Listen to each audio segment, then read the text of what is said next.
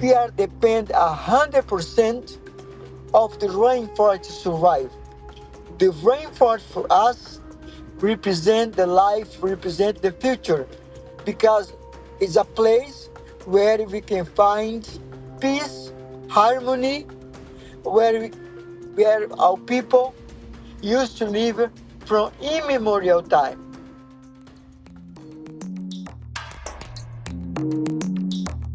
Hi, welcome back to the Futurists. I'm your host, Brett King. And while I am in Bangkok, Thailand today, and Rob's not able to join because it's a bit too early in the morning for him, we are going all the way to the Amazon rainforest, and we're going to be talking about this. Now, we've talked about this occasionally on other shows, but in terms of, what's been happening in the Amazon the last few years, we have had some major deforestation. About 20% of the Amazon has been lost. That's eliminated thousands of species of wildlife and plants. It's put the lives of local communities at risk. It's really, the Amazon is one of nature's most important tools in storing carbon and staving off the climate crisis. It holds around 150 billion tons of carbon, which would otherwise be released into the atmosphere in the form of carbon dioxide emissions. If we lose just another 5% of the Amazon, it could have a run-on effect, which could deforest half of the Amazon and have severe consequences for the planet. So this is why this week we're very privileged to have with us a representative of the Yawanawa tribe or community in the Amazon. His name is Chief Tashka. Chief Tashka, welcome to the Futurists. Thank you very much for giving me the space to give a voice straight from the heart of Amazon to talk about what is interesting for everybody that live in this earth. I used to say Amazon not just belong to Brazil, but the Amazon belong to the whole community because we all depend of Amazon for have pure air, for have rain, for have many beautiful things that she gave it to us. And we used to say we are guardian of the Amazon. Also, we invited people to be guardian of the Amazon. So, Chief Yawanawa, you're in a place called Acre in Brazil. And as the chief, you have a community of close to 1,000 people, but you're steward, or you take care of 400,000 acres of the Amazon rainforest. Is that correct? Exactly. We Yawanawa live in the Yawanawa territory, which is 200,000 hectares of the land. We are located in state of Acre in the Brazilian Amazon rainforest, and we are about 1,650 people. Wow, that's quite a group. And describe for us, what it is like living in the rainforest. What is that existence like on a day-to-day basis? I mean, you obviously are joining us using modern technology. So, but what is the Amazon like to be a part of day to day? Well, like I just back yesterday for the community. I got like 8 hours by canoe, down of the river, and I got the truck for 10 hours and I arrived in Rio Branco. The life and the village has completely what the life of people used to live in city. The life in the Amazon, you wake in the morning, you have three options. You go to fish, you go to hunt, or you go to farming. Because we don't have a supermarket, we don't have a Walmart, we don't have McDonald's, we don't have all these kind of stories used to be around the world. The indigenous people, the native communities, we are depend 100% of the rainforest to survive. The rainforest for us represent the life, represent the future, because Mm. it's a place where we can find peace, harmony, where our people used to live from immemorial time. We used to say the life in Amazon is the real life. One night sleep in Amazon is almost like 1,000 nights. Wow, that's a beautiful sentiment. You know, I gave some stats in the early part, but for those that aren't familiar, what has been happening to the Amazon the last 40 or 50 years because of commercial farming and for erosion and deforestation? The Amazon has been a place where a lot of people have a wrong idea. A lot of people think Amazon is a place for do money, $2. But the Amazon is a sacred place. Unfortunately, a lot of ranchers, people, a lot of miners have been invited the sacred places and have been taking places, burning to put a cow, soy oil, and explore mining, petroleum, all this kind of stuff. Uh, this year was the most horrible time we used to live in these times, because I back from in the beginning of August. I was traveling. I back. Everything was burning. I can see 500 meters was smoke everywhere, Wow. and the Amazon actually is threatening under fire. I used to say the Amazon will no longer survive in these 50 years if people still burning, cutting, how's they doing now. I used to say to take care of the Amazon today is not just responsibility for indigenous people. To take care about the Amazon is responsibility of each one that live in this world. Because wherever we do, we affect each other. If Yeah. somebody in New York is polluting, we affect the raining time here.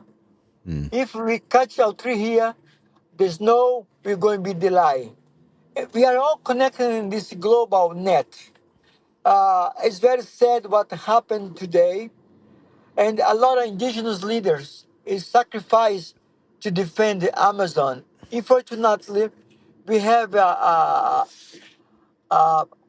a governor that's Mm. pro-indigenous, but they not do action. So much politics, so much talk, but the real action is not take on. For this reason, the international communities is very important to press the Brazilian government do something, because a lot of people, they feel pressed. If international community can do wherever you are, you can do, you can write to the government, and you can make calls, you can do wherever, do action wherever you are. It's no matter where you are. It's no matter your race, your skin color. We all spirit, we all need to defend the Amazon. I appreciate the sentiment. That's why we're very glad to have you on the show to raise awareness of this issue. Um, but it seems like part of the problem could be educating Brazilians about the fact that maybe the economic benefit of being able to deploy, cattle farms, in previously, Amazon territory isn't as good an investment in the future of humanity as just protecting the Amazon rainforest. So how do you change the commercial system that drives these things? Where do you think that starts, Chief? Well, a lot of people used to say indigenous peoples is against the progress. This is wrong. Indigenous people is not against the progress. We are against how they do without a crew.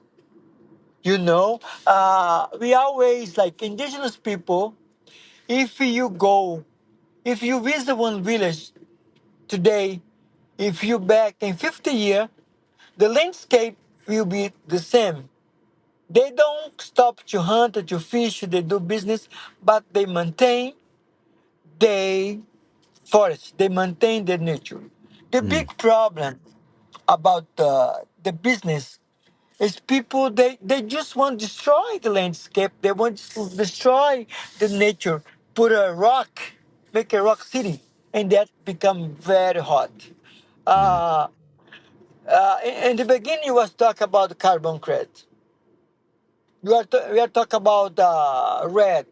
We are talking about biodiversity, social biodiversity project. You know, tomorrow I'm going to Cali in Bogota, where is happening the Mm. CDB meeting, the biodiversity convention happened.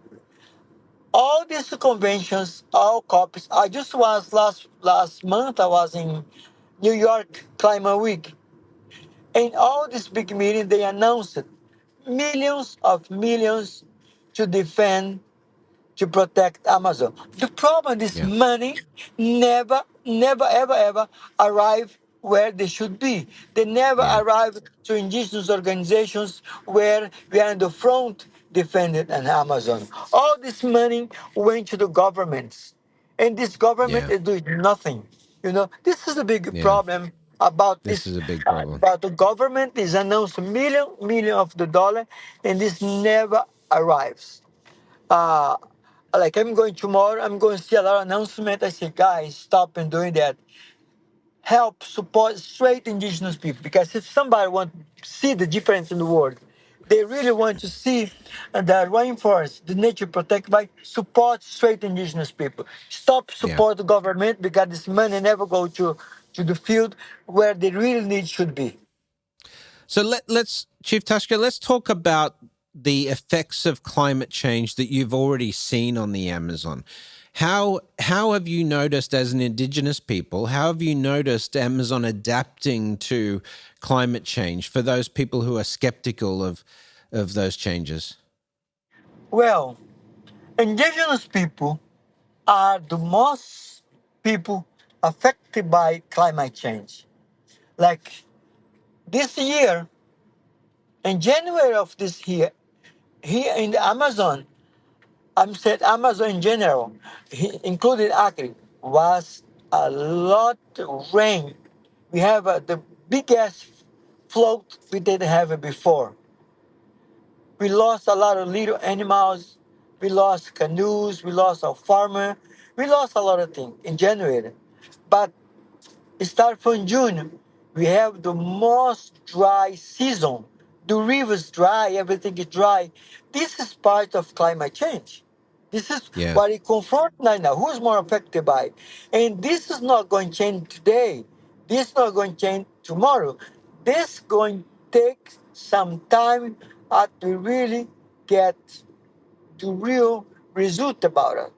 The climate change, we see, we feel every day in our life. It's not in theory, it's a practical thing. For this reason, Mm. we are living what we call adaptation. We need to, we need to see how we can survive with big floods, big dry season, where we never see before. Yeah. So, I mean, is there a concept of climate change within your people's culture, or is this like the first time that your culture has experienced this type of thing? No, we never ever have things like happen today. This is something really new, and we need to prepare. Otherwise, we can disappear. We need to take serious about. Like in UN, I visit some friends. I met some leaders. They say, Tashka, we don't have a country anymore because ice become water and destroy our country. Yeah. And future, we can have the Amazon become a big desert if not take care about. This is our Yeah. scared about. We have so many rivers getting dry. Like in here is a lot of humid, but there's so much dry. A lot of place getting fired by the self or by the nature. We are the word crisis is really what happened today here in the Amazon. But we never lost the hope because indigenous people like us, myself, we are always on front of line, traveling, try creating consciousness to the people, try create a one to people, especially who takes decision, going to the copies, going to the biz meeting, say hello guys, let's take action, let's because we are need to leave a legacy here. What kind of legacy? Which one of Mm. us is leaving for the future? We still have the rainforest. We still have nature here because somebody in the past was working now.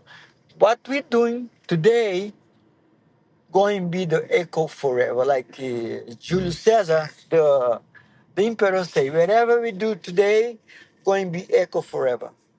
Or be nothing. Yeah.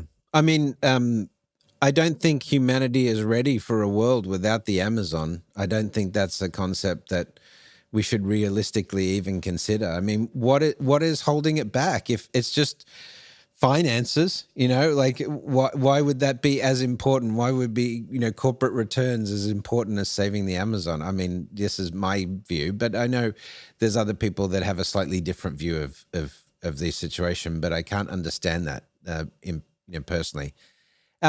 In terms of in terms of the longer term prospects for your people, how have you had to think about the future of your people because of these changes that you're experiencing? How does that how does that reflect in your service to the community as a chief? Well, let's say a lot of people can take action wherever they are. It's no matter you are in London today, you are in Hong Kong, or you are in Amazon, wherever you are, you can make the difference supporting this cause wherever you buy from the supermarket. The wood you buy is certified for who? Because I think in this 21st century, people should take more responsibility what they buy because Mm, when they buy something, they need to know what kind of product they pay for and what kind the benefits the product that people buy is given back to the people and to the planet. When the people yeah, start think about we're going to change the merchandising, we're going to change the Wall Street, that going to be a revolutionary action. Because today, people just buy things, they don't care if slave work and China, India, and Amazon, and Peru. People they just want to buy. They want to buy cheaper. And the most cheaper is more slave work. And I think well, we need so to change this that mentality.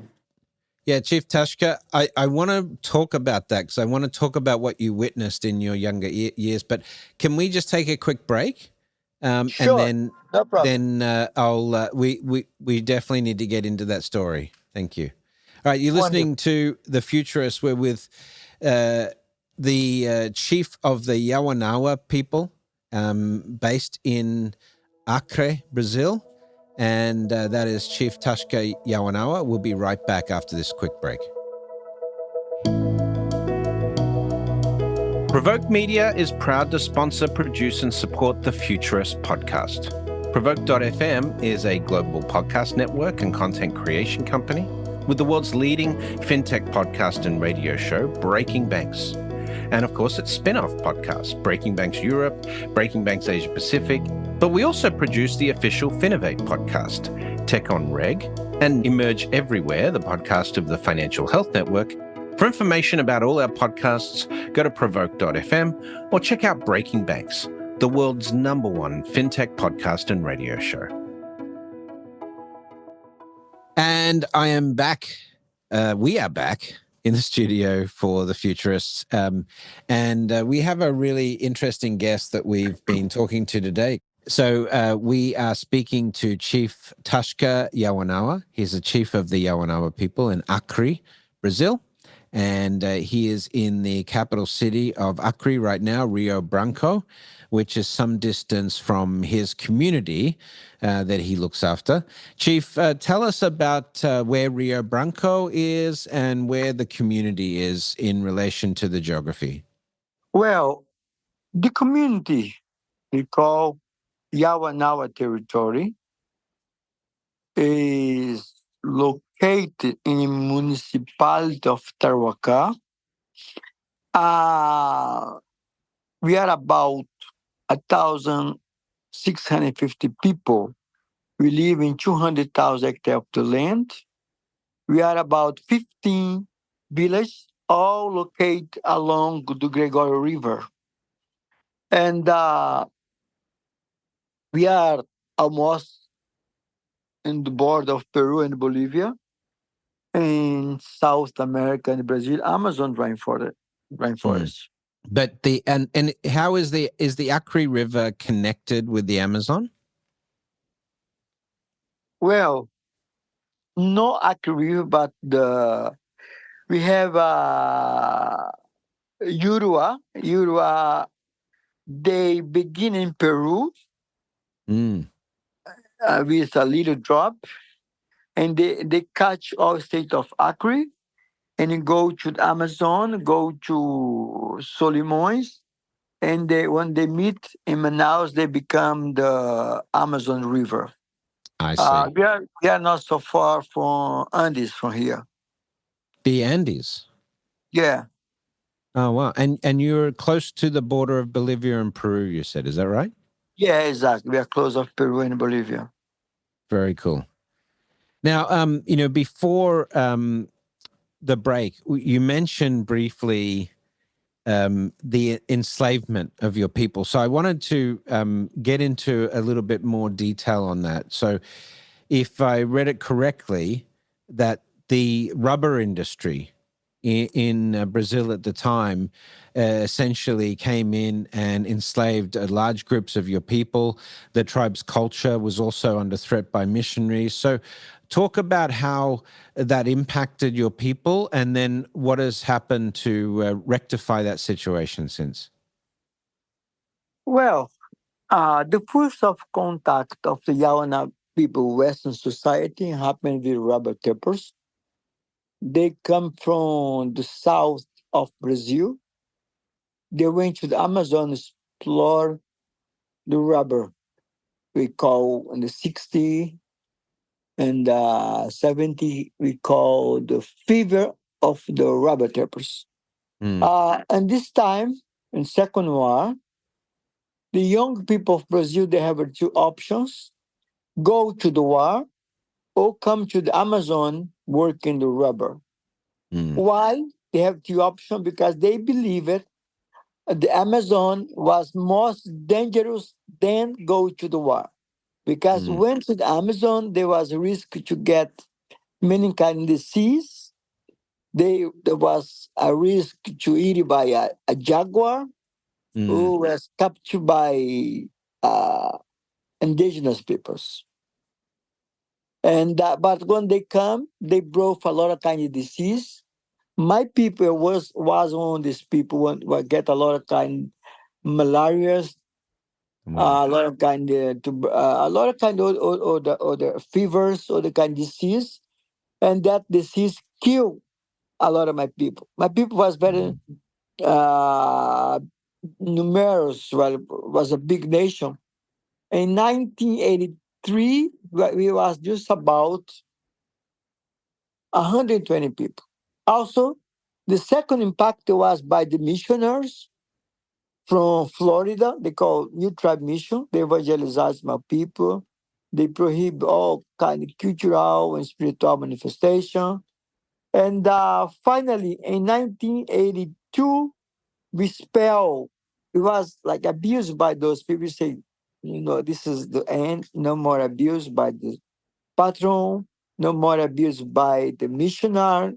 Mm. We kicked them out in 1982, and we went to Brazilian government to FUNAI, National Indian Foundation, to demarcate our land. Well, the Yawanawa land was demarcated in 1983 with two, 202,000 hectares of land. But later on, in 2003, we again we fight with Brazilian government and we revised the land. Today is 200,000 hectares of land.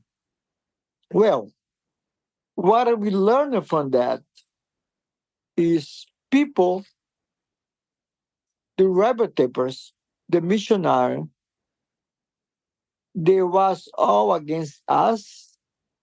They never came to save us, to support us. Today, Yawanawa people, we are working a lot of projects by ourselves. We have the Yawanawa Life Plan. It's a plan for the next 50 years future. What the Yawanawa going to do to strengthen the language, protect the territory, and create a new business. And we invite people that want to enjoy us. We have a website, asy.com.pr,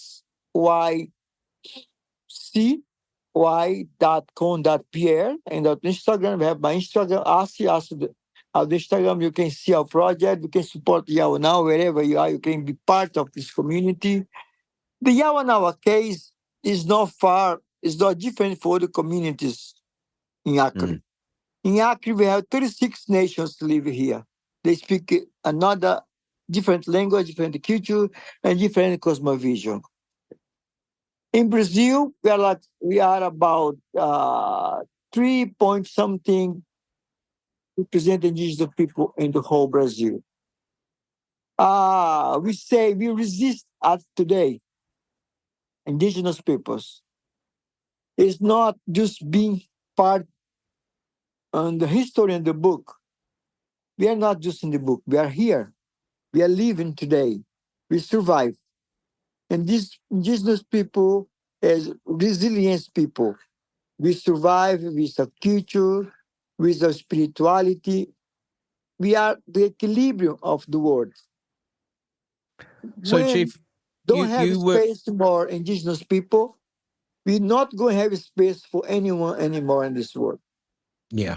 No, I appreciate that.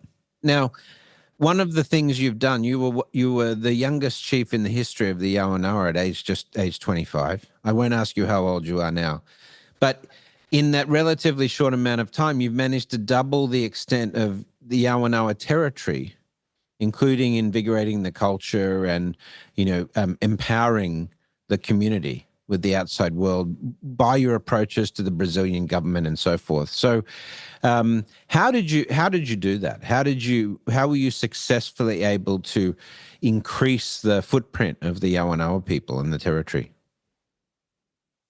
Well, in 2000, we did evaluation because I started working with my people in 2000. Before I was studying, traveling. I used to study in Rio de Janeiro. I studied in US, but I have this spiritual call to back to land to help my people. When I back in 2000, my people was very sad. They almost lose our identity, our culture, our spirituality. And they call I didn't show space to work, but was people like a zombie. They don't have a hope.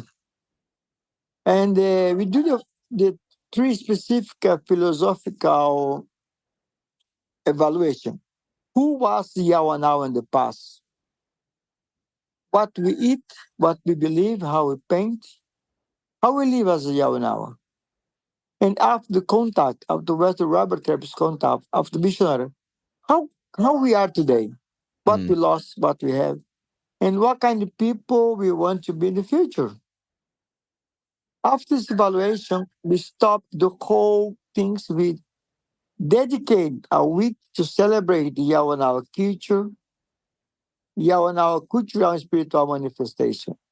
Mm. And that united the whole Yawanawa with the same goals. Uniting, we did a lot of steps where if we was not united, it was impossible to do. All we got, we have a vision to produce without destroying, continue as indigenous people using a way to live without cause damage, without cause destruction to the Mother Earth. This, So, Chief, I think this the fact that you've been able to make some progress on that front has been phenomenal. But when you talk about the indigenous traditions and bringing back the culture of the Yawanawa people, how is it passed down, the history of the Yawanawa people and the storytelling? How does that work in terms of remembering your history and remembering? Because you mentioned before that this is the first time your people have experienced the effects of climate change in the history of the people. So tell me about the storytelling and how that passes down the history. well, I used to say indigenous song, pray, they renew every morning because they reborn with the power of the traditions. The indigenous pray is not like pop music. Some singer, like famous singer like Madonna, Michael Jackson, wherever, they was played so much in 19. And today we not hear them anymore because that was fashion that time. It's different for one indigenous song. The people was sing 1,000 years ago, and today we sing with the same inspiration, with the same power, because they reborn every morning. It's the same thing. Indigenous people. I saw that in Lakota people. I was in Lakota, South Dakota, a month ago. August, I was in Lakota. I saw I saw so much suffering, but they are so proud to be indigenous because they Mm. are in the spirit. They resist when the U.S. government offered to them $10 million for each one if they forget because they design this ugly face in the rocks. They say no, we do not accept that because we are connecting with our spirituality. When people have the strong spirituality, they know where they come from and they know where they go. We never lost the where we come from. Like myself, I left the community young. I went to study computer science in Rio de Janeiro. Oh, wow. I went to US. I'm a filmmaker. I'm a photographer. I'm a philosopher. But I never lost my connection where I come from. I never. I live in US. I live in many places. I was there certain time, but I know where who I am, where I come from. I think all of us Mm, we can go like you are in Thailand now, but you know who you are, where you come from. I think i- I think when we don't lose the trio where I come from, it's like a light. The light can cross very darkness, cloud, but in the end, they still light. It's the same thing all of indigenous peoples. I get it. So, Chief, what we like to do on this show is we like to talk about the future. So, I want you to try and think out based on what you're seeing right now and think out in 20 years or 30 years.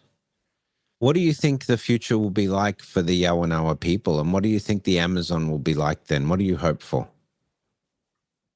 This year, when we finish the Yawanawa week of celebration of the song, prayer, art, healing, cultural and spiritual manifestation, we call Mariri Yawanawa, which happened in August.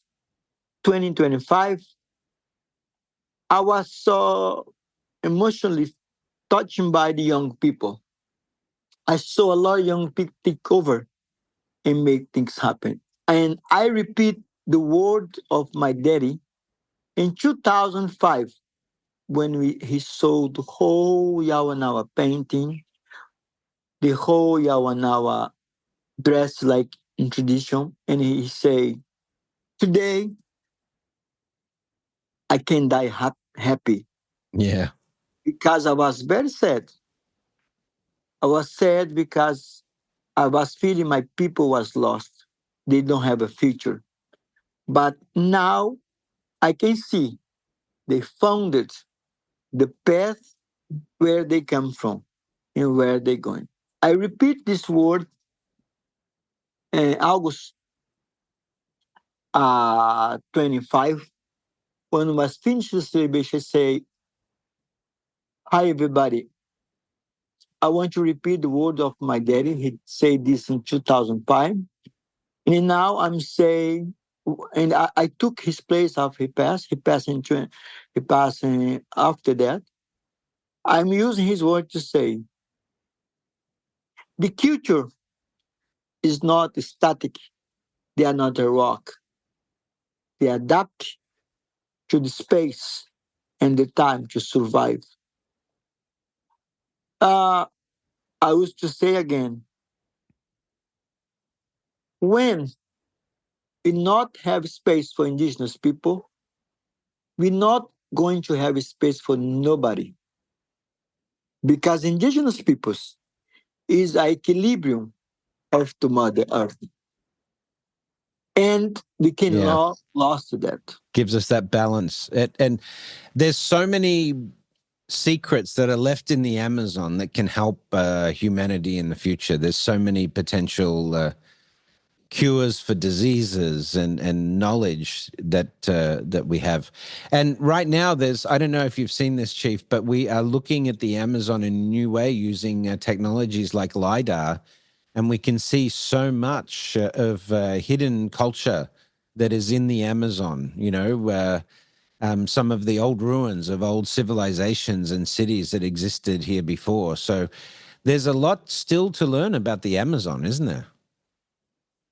Well, the Amazon is a place where we still have a lot of knowledge that we didn't share yet, because people don't want to listen to us. Mm, When people stop and listen to us, we have so much to share and learn. I understand.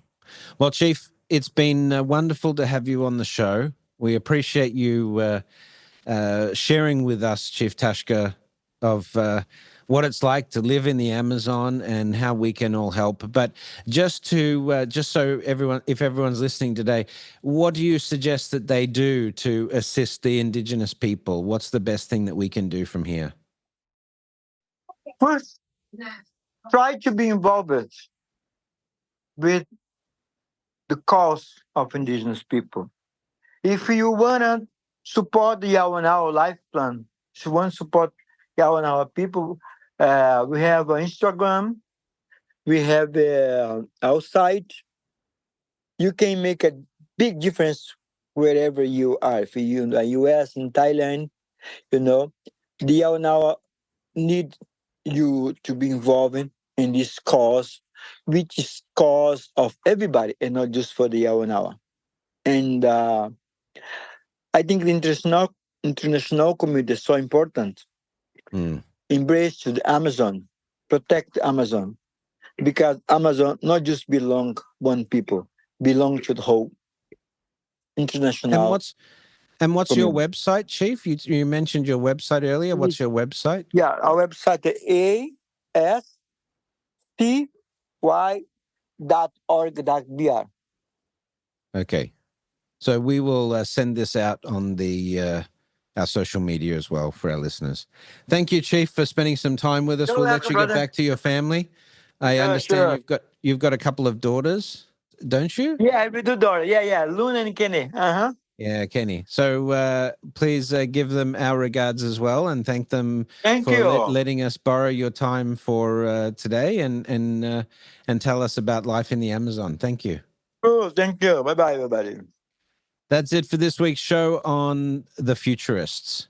We had this was a very interesting show. I hope you guys enjoyed it. It's a little bit different from the shows we do normally, but I thought, given we've been talking about the Amazon recently, it's good to have a report from on the ground. So let us know what else you'd like us to cover on the show, and don't forget to give a shout out to the folks at Provoke Media who help us put the show together every week, including Elizabeth Severance and Kevin Hersham, Sylvie Johnson, John, JP, and the team, and Jason. I gotta remember Jason as well. That's it for the Futurists this week. We'll see you guys in the future.